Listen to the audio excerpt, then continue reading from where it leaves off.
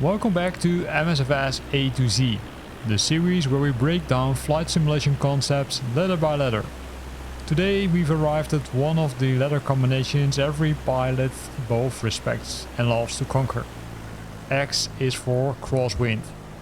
Whether you are just starting out in a Cessna 172 or you're trying to tame a Boeing 737 in a 25 knot gale, crosswinds are the ultimate test on your hands-on piloting skills.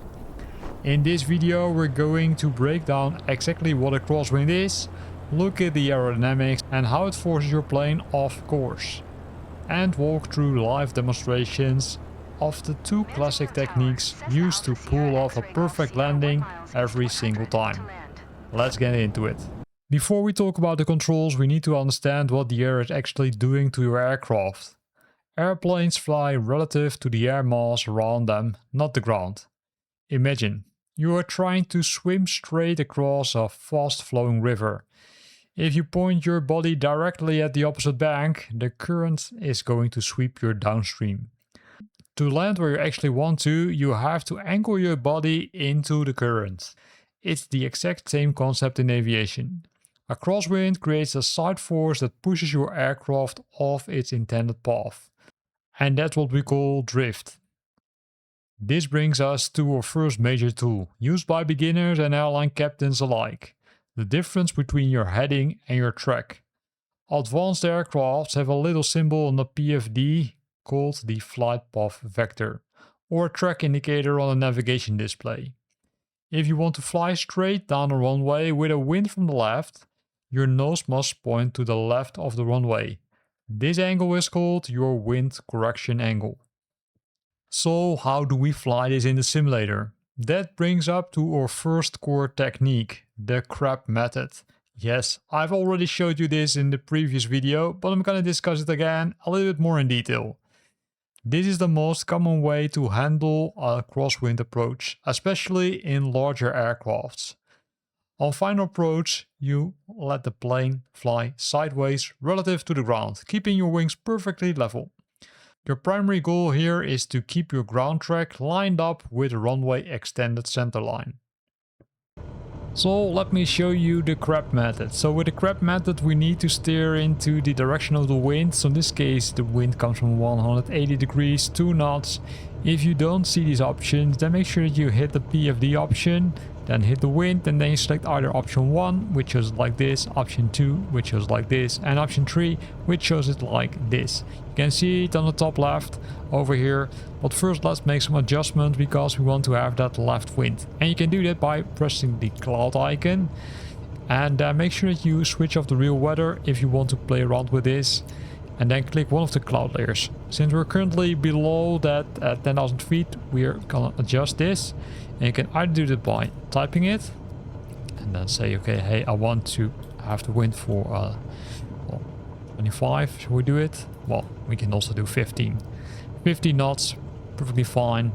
And then also change the ground wind also to, in this case, 15. And then we're good to go.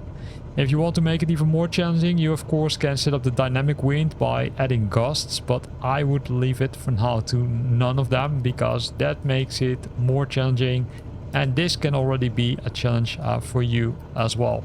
So let me reset the view. Here we go. I'm gonna remove the active poles, and then I'm gonna simply make sure that we're, let's say, aligning with the runway and then going ahead.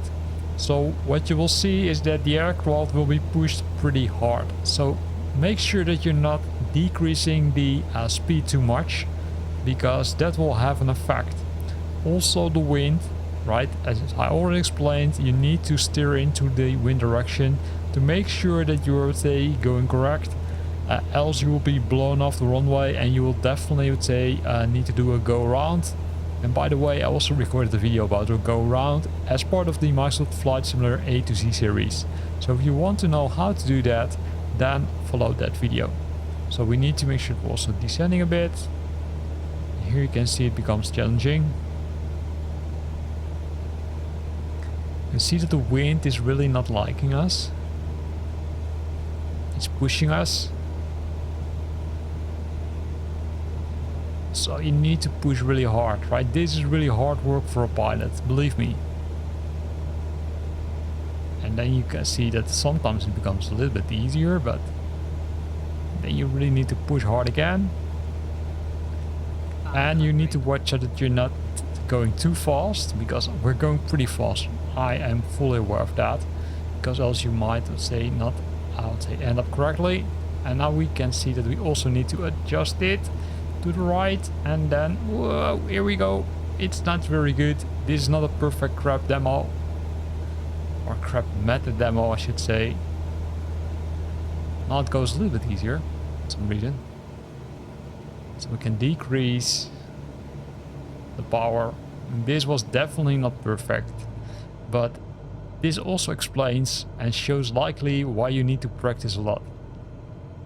So I'm gonna say go a little bit higher, lose some more, let's say, speed, and then we're gonna decrease speed with the brake. So this gives you an idea on how you can use the crab method, right? So you need to steer to the, I'll say, wind direction, which should normally work perfect. In my case, yeah, I know there was some room for improvement. But flying a crab all the way to the touchdown presents a problem. If your wheels hit the ground while the plane is sideways, it puts massive stress on the landing gear. To solve this, we use the second technique, the wing low method, also known as a side slip. This is where advanced stick and rudder skills shine.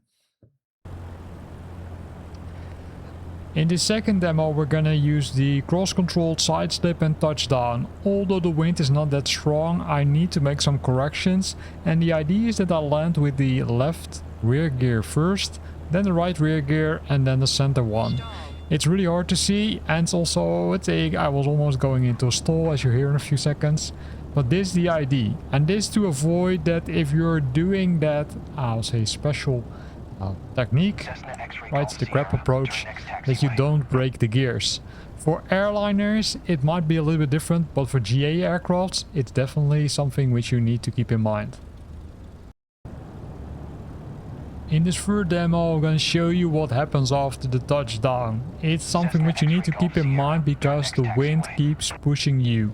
In this case from the left side, and you can see that especially in a few seconds, right? I now stopped on runway, but a little bit later I'm on the split between the runway and the taxiway. And what you will see is that the aircraft will continue to move, right? The wind simply blows against the aircraft, which will move around the aircraft.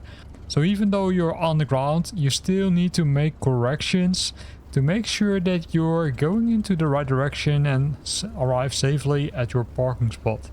You can use, for example, the aileron inputs to kind of control that. And when taxiing, if there's strong winds, remember this rule of thumb: fly into a headwind component by turning the yoke towards it and dive away from a tailwind component. For airline pilots, the ultimate technique is a hybrid. Fly the stable crab method all the way down to the short final and then transition into a wing low decrab right during the flare.